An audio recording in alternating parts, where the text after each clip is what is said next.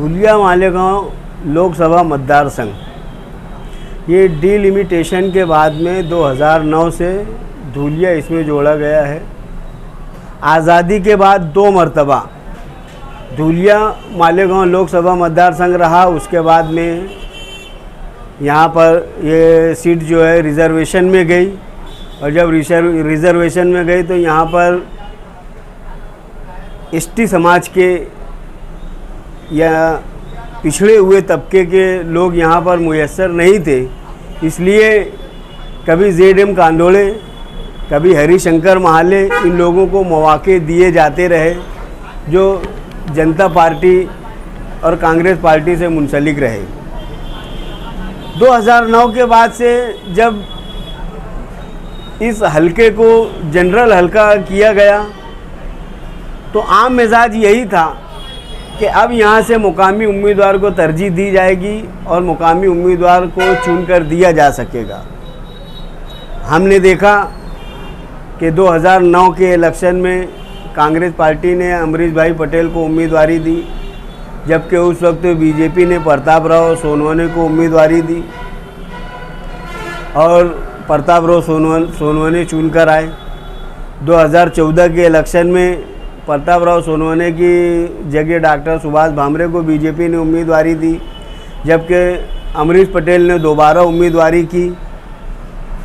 मालेगांव से सेकुलर वोटें मुत्तहिद होकर डालने के बावजूद अमरीश भाई पटेल को शिकस्त का मुंह देखना पड़ा।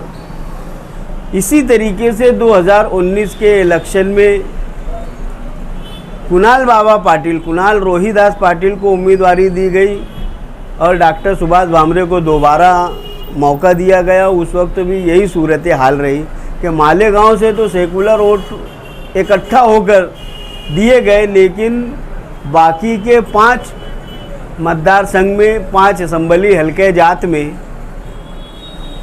बीजेपी को अक्सरियत से वोट मिली और सेकुलर उम्मीदवार को शिकस्त का मुंह देखना पड़ा। आज कंडीशन ये है कि इंडिया अघाड़ी का मुकाबला एनडीए से है।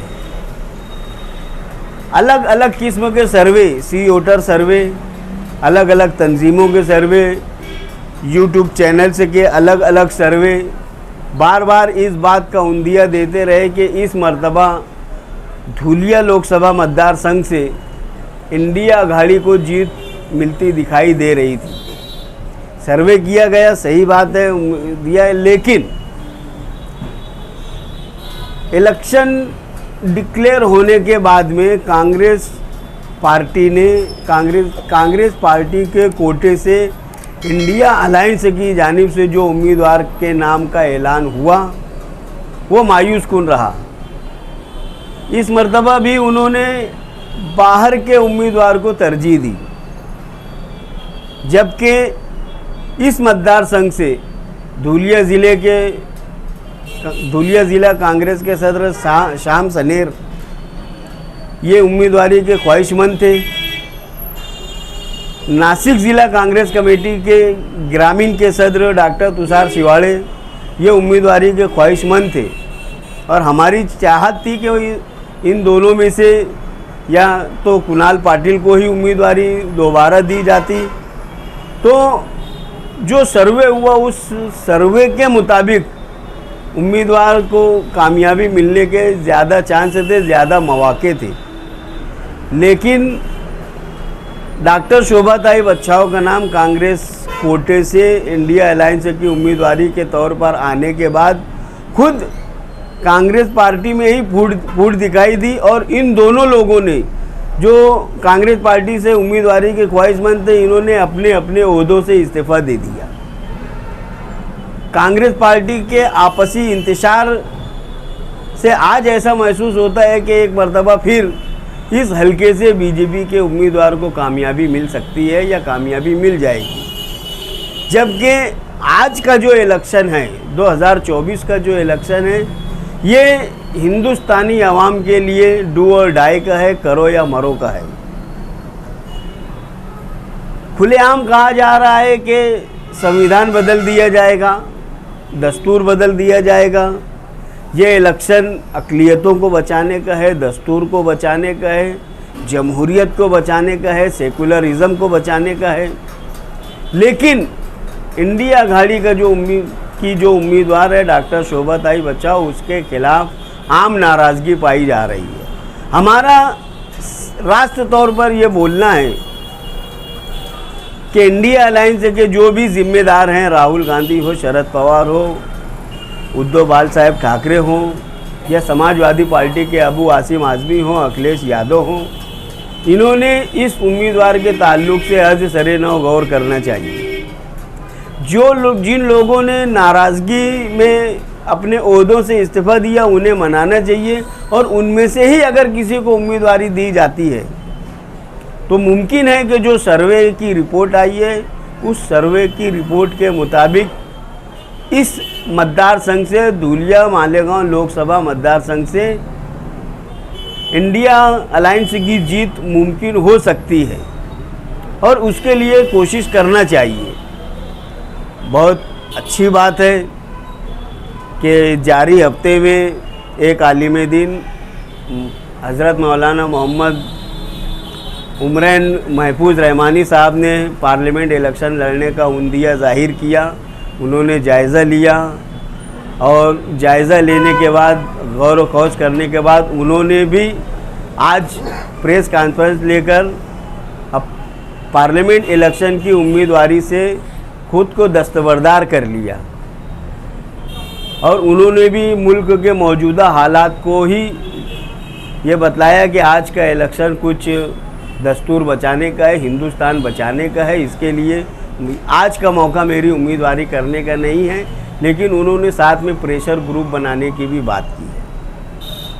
अब जो आज इंडिया अलायंस की उम्मीदवार है, कांग्रेस पार्टी के जो उम्मीदवार हैं, ये ईद मिलन के प्रोग्राम में आ रही हैं, अलग अलग लीडरान से मुलाकात कर रही हैं, लेकिन सिर्फ मुलाकात कर लेने से उनके हक में वोट आ जा रही है, ऐसा भी नहीं है। इंडिया अलायंस से अगर इस उम्मीदवार के ताल्लुक से आज सरे नौ गौर करे और मजबूत उम्मीदवार दे, मुकामी उम्मीदवार दे, तो जिस तरीके से 2009, 2014 और 2019 के इलेक्शन में मालेगांव की आवाम ने अपने तमाम सियासी इख्तिलाफात को बालाए ताक रखकर सेकुलर उम्मीदवार के लिए काम किया था, एक इस मर्तबा भी वो मुमकिन हो सकता है। लेकिन आज ये मुमकिन होता है इसलिए नज़र नहीं आ रहा क्योंकि कांग्रेस पार्टी में खुद इंतशार है, खुद इख्तिलाफ है, खुद उम्मीदवार के ताल्लुक से पार्टी के अंदर ही जब नाराज़गी पाई जा रही है, तो किस मुंह से राष्ट्रवादी कांग्रेस या बाला साहब ठाकरे की कांग्रेस के शिवसेना के पास जाएंगे, या दूसरी सेकुलर पार्टियां जो अलायंस का हिस्सा है उसके पास किस तरीके से जाएंगे, ये सोचने वाली बात है। आज 26 तारीख से नॉमिनेशन भरने का काम शुरू होगा। आज 23 तारीख गुजर चुकी है, 24 और 25 तारीख 2 रोज़ बाकी हैं। अगर यही हाल रहा तो क्या हम लोग इसी तरीके से हाथ पे हाथ रख कर बैठे रहेंगे, और क्या एक मर्तबा फिर फ़िरका परस्त पार्टी का उम्मीदवार चुनकर आ जाएगा? जिन लोगों ने 400 पार का नारा लगाया उनको तक़वियत दी जाएगी। ये अहलियान शहर के लिए भी सोचने का मुकाम है। मैं आपके इस न्यूज़ चैनल के मार्फत शहर की आवाम से ये कहना चाहता हूँ कि आज जो इलेक्शन है ये बहुत अहमियत का हामिल है।